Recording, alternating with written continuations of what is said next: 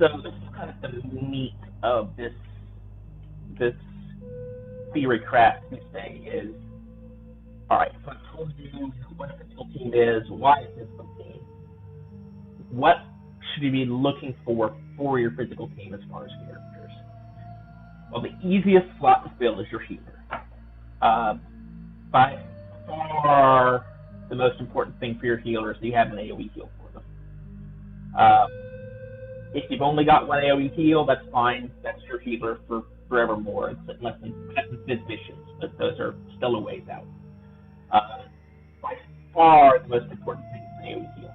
If you don't have an AoE, a native character-specific AoE heal, or you have multiples of them, the next thing to really consider is what else your healer can do for you. You're obviously going to be bringing Kiraga or Kiraga if you don't have the orbs for Kiraga yet. But what else are you going to bring on? They still have that second slot. Obviously, they can bring Shelga, Protectka if you need them, which all of them can do. But there's also like Lena and Penelo can use dances. Mog can use dances. Ishola and Rosa can use Wrath to charge their soul break faster, or breakdowns to debuff the enemy if you need them to. That sort of thing. Just other ways they can help your party when you don't need them to heal. Most of the time, you're probably going to need them to heal. So don't bring anything that you absolutely you need to have. This is actually why Protectka and Shelga are good on them, because they last 45 seconds when a healer casts them, which is going to be most of the fight. So you don't have to you can cast them first turn and then just focus on healing. But if the fight isn't that, if you can actually afford the occasional turn with your healer, it's good to have a healer that you can stick something else on. The third consideration for your healer, if the first two are still kind of even, is durability. Find the healer that has the best, mainly hit points. Mog is very, this is mostly dependent if you don't have an AoE heal. If you don't have an AoE heal, Mog is probably your best healer, because he has Dance 5, and he is by far the most durable actual white mage in the game. He does not have an AoE heal of his own, though, so if you have any AoE heal, you probably want to use someone else other than Mog. But yeah, most of the healers are in the same sort of range for durability as each other, but occasionally there's one that has more hit points or has better armor options, etc. So that this is kind of the tiebreaker, is whoever you can get the best defense for the fight, if everything else is equal. So the easiest slot to fill is your supports. Again, the most important thing the rankings here are the same, but they're looking for something a little bit different, your support. Again, the most important thing for your support is an actual support type soul break. Not necessarily just a soul break on a support character. Like if you have Irving's 10-hit soul break, that's really not what you're looking for out of your support. And if you've got Waka's or Fran's first soul breaks, those are support type, but they're such a short duration that honestly you're probably better off going with a character with better stats. Now, good support type soul breaks are anything with a haste. Anything that can get haste on all your characters. Ramza, Saz, Red 13, Ingus. This isn't support 5, but he does have a haste coming up shortly. Anything which buffs stats or debuffs the enemy stats is very good, which is by far the majority of support type soul breaks. Like modern supports generally get support type soul breaks. So if you've got anything that was first released in the last 3 or 4 months for support, that's the soul break for them. And with the support, again, having a good secondary skill is important for them. You're going to want to bring probably Full Break as their primary skill, maybe Power Magic Breakdown if a boss is very heavily dependent on either its magical or physical attacks. But for the most part, you're going to want to bring a Full Break. And usually you'll want to bring a second Breakdown, either Power or Magic, depending on what the boss leans on, or maybe Armor Breakdown if you're not too worried about the boss's damage output. But for those times when you don't want that, having the second skill is great on support. Vanishing Strike is good.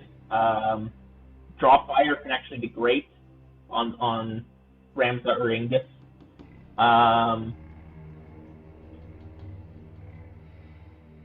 Dances on Ferris are, I consider, a secondary skill because usually you're going to want the break, but having the ability to just AoE breaks is very handy in some fights. Status abilities, either buffed for you or status effects on the enemy, are something to consider.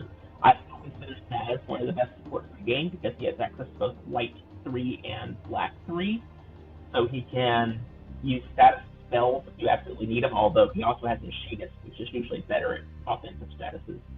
And you can also cast Reflect, Haste, and so on. That's a good thing to have in your support. The last thing you're looking for is durability, and this is where a lot of supports fall down. A lot of supports really can't take a hit because they're supposed to be ranged characters. The notable durable supports are Ramza. He's by far the most durable support 5. Red 13 is also reasonably durable. Barret is okay for durability. Ingus is very durable, but he's only support 4. Vaughn is pretty durable, he's only support 4. Those are probably your best 5 as far as sheer durability is concerned. So if all else is equal, look to those first. And then we have your actual damage healers. These characters are what the party's all about. So the primary thing, unlike the other 2 slots, the primary thing you're looking for in damage healer is your damaging abilities. And the primary thing you're looking for in damaging abilities is multiple hits. 2 is actually usually enough. As we go on, enemies will get higher and higher defense, and for the most part, you're not going to be hitting the damage cap even with Sync Cross. So, like, as long as there's multiple hits, you're probably going to be fine on damage cap considerations. So the abilities, or the skill sets that have the best multi-hit abilities are Knight, Thief, and Combat. Knight has Sync Cross, Thief has Thief, and this is not in any particular order, by the way. Knight has Sync Cross, Thief has Thief's Revenge, Combat has Barrage, and eventually Full Charge. Samurai is also a noted AoE, specifically AoE damaging skill set, in that it has Flash Blade, and then the 4-star status elemental ones. Spellblade and Dragoon get mentions here because they have the strongest single hit attacks as long as you're dealing elemental damage. As long as you're dealing with elemental weakness, I should say. They are capped at 10,000 damage, but with a Spellblade or a Dragoon, assuming you have an ability corresponding to the boss's weakness, there's a pretty reasonable chance that they're just going to deal 10,000 damage per hit, or per turn, which is pretty good. It's worse than one of these, but it's enough. It's good enough. And I will hear raw stats. Knights just have the best stats in the game. If you actually check, here, let me bring up my Google Doc and show you just in general. Oops.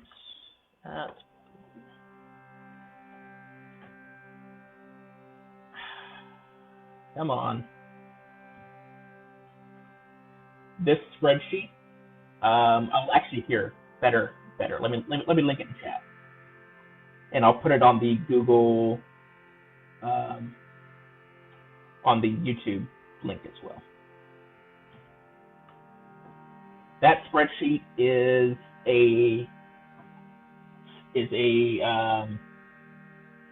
compilation of every character's actual stats and their projected level 80 stats. I actually need to update its projected level 99 stats, since we know we're getting level 99 characters in Japan soon. But and also, if you make your own copy, there's down at the very bottom there's a character comparison tool where you can compare stats, and you can also check over to various tabs where I've taken basically archetypes of characters and statted and compared their stats to each other. And in general, almost across the board, characters with Knight 5 have the best stats in the game, at least for physical characters. So if in doubt, if everything else is equal, fill your party with Knights. Thieves have the best attacking ability in the game, assuming they can hit 170 speed for Thief's Revenge 5 hits. Although, like, don't dismiss a character just because they can't get 5 hits. 4 hits with Thief's Revenge is still as good as Combat 4's or Combat 5's Barrage. Actually better because it's self-heal.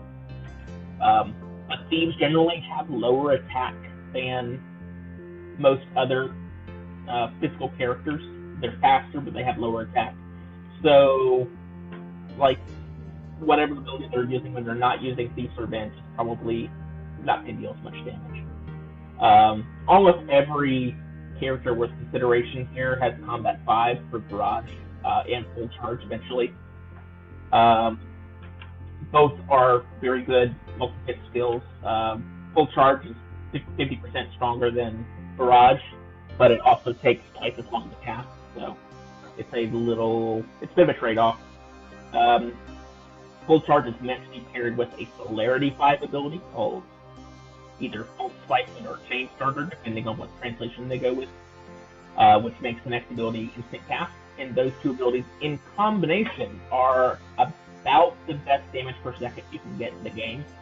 I think actually the Ninja 6 ability is better from a raw DPS standpoint, but it's pretty close. However, only a couple characters actually have that capability. Tidus, Lightning, Gao, somehow. I think Zac has Celerity 5 in Combat 5. But basically, there's only like 4 or 5 characters that can actually do that combo. So that's why I didn't list Celerity here. These 3 are your big multi-hit damage dealers.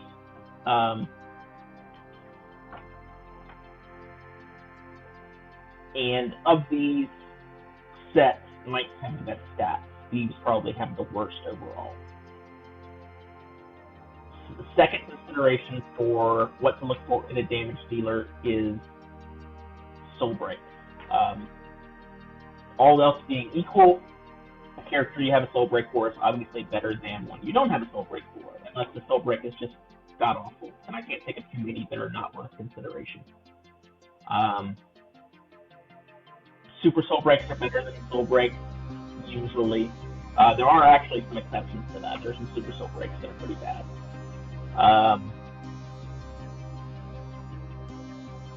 But keep in mind the order I've got these in.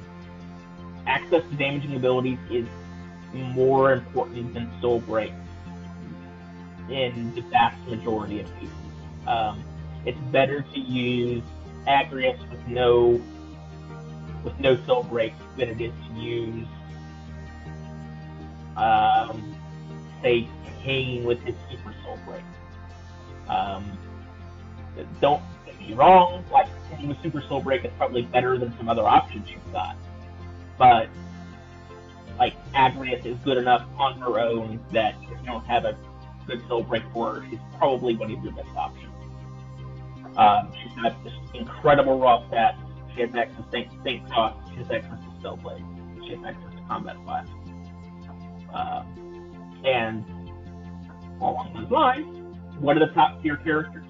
which specific characters should you be on the lookout for soul breaks for? Should you be looking for abilities for, etc.? Ramza is the best support in the game, period, for physical team. He has the best stats. Like, he actually has main character level stats on a support 5 chat. There's just literally no debate about that fact. His defenses, I believe, are like a little bit worse than Red's, but not so much that it's not noticed, or that maybe it's his hit points that are slightly worse than Red's. But overall, like, his stats are just so much better. Ferris is the other support who is worth consideration all on her own, regardless of what you have. She just has an absolutely absurd array of ability options, especially once you get record size and you can pick up Machinist on her. She also has, both of these characters have really good equipment options. Neither of them have an outstanding support soul break, default soul break. And they both have excellent support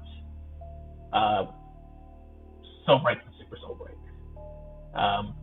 Raven's Sunstone is probably the worst of these two characters' various soul breaks, and it's still a 6-hit attack that auto stuns, which is still useful. And like I said earlier, whichever healer you have a soul break for, even if it's not an AoE heal, if you don't have any AoE heals, still bring a healer that you have a soul break for, because healer soul breaks are generally very good support type soul breaks, and you can fit in an AoE heal on either Ramza or Yuki if you have to, or just like a bracer on somebody else, etc. Knight 5.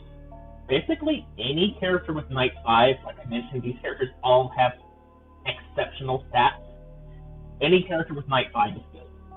Of the Warrior of Light is probably the worst, just because his stats are a bit lower and he doesn't have some of the perks that the other characters have, although he does get buffed to get White 4 later on.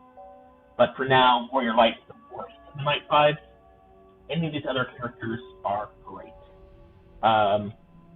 Snow is one of the 2 best monks, just because he has Knight 5.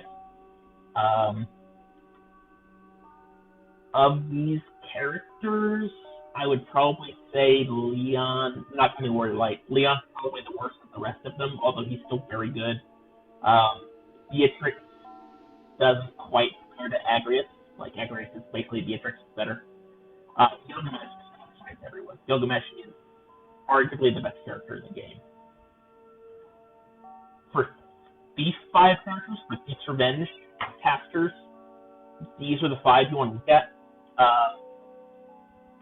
Locke has arguably the best damaging super soul break in the game if you happen to pull it. He also has Combat 4 to cast Life and to fuel that. Zidane has a pretty good support skill set to go along with the C5. Same with Riku. Sanford has hold on 1 second.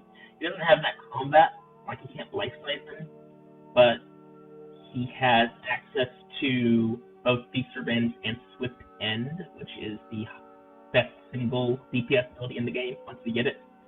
And as well as Northern Cross, which is also an excellent ability once we get it. And they actually buffed his attack in Japan, and it's actually pretty nice now. He's also pretty reasonably tough. He actually got some really nice buffs in Japan. Those are in the future, though, for Sanford. Right now, he doesn't have beef at all, and he's pretty terrible. And Yuki, I would only consider as a physical character if you have Clear Tranquil. Her AoE heal is the best AoE heal in the game, and it's not a character you could use as an actual DPS character. But if you don't have Clear Tranquil, I would focus on one of these 3, Locke, Zidane, or Riku. They're just the best C5 characters in my opinion. And then good Spellblade. The best Spellblade is probably Agrias. Again, she's a knight. Steiner is also a knight, but he doesn't have quite the options or the attack that Agrius does. Agrius is less tanky than Steiner is, but does more damage. It has more versatility options. The others of these, Luna Spark, Zac, Lightning, are all kind of interchangeable. These four are. Balthier is a step above those Luna Spark, Zac, and Lightning, but a step behind Steiner and Agrius. He has the same sort of stats and equipment that these guys have, but he also has Machinist 5, which is very, very, very, very handy to have on one of your damaging characters, just because he has the ability to inflict statuses that are very useful to have, like poison or blind. Both come up sometimes, not always, but when they do come up, Balthier is a very good man to have. Those are your primary. Like, I don't point out Combat 5 here because, like, the vast majority of these characters have Combat 5. The vast majority of characters you're going to consider for a physical team just have Combat 5. Not all of them, but, like, Combat 5 is the most common skill set in the game by a pretty fair margin. Dragoons, Gilgamesh is probably the best. Kane is fairly good. Freya is very much in combat, but she has support 4, which is very handy to have as a secondary. Trying to think of other, like, there aren't that many, like, out. Fang has better stats, higher attack than with other Dragoons, and she has sword access, which is very nice. Dragoons are kind of the red-headed stepchild of damage dealing characters. They're still worth consideration, but for the most part, they're not stellar compared to the other options available to you. For Samurai, again, Gilgamesh. Sephiroth is actually probably the best pure Samurai in the game, just because he has the highest attack and he has access to darkness once we get those in a few events to move his attack even further. Trying to think other notable Samurai stats. Samurai 5 is actually a fairly rare skill set. Boron is not bad as a Samurai. He has pretty high attack and he can taunt allies if you need him to. It's not really exceptional the way the others are. Sephiroth, already mentioned. Cyan is terrible. Don't use Cyan unless you have to. And yeah, that's it for Samurai 5. You don't have a lot of options there. Sephiroth and Gilgamesh are the two best.